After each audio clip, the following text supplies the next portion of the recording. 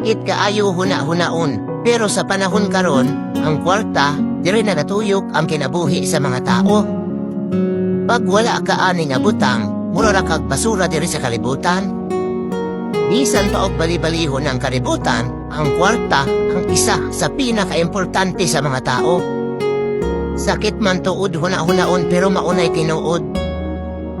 Usahay pod, ang kwarta ang maoy hinungdan sa pagkaguba sa relasyon sa mga maghigala ug magpamilya.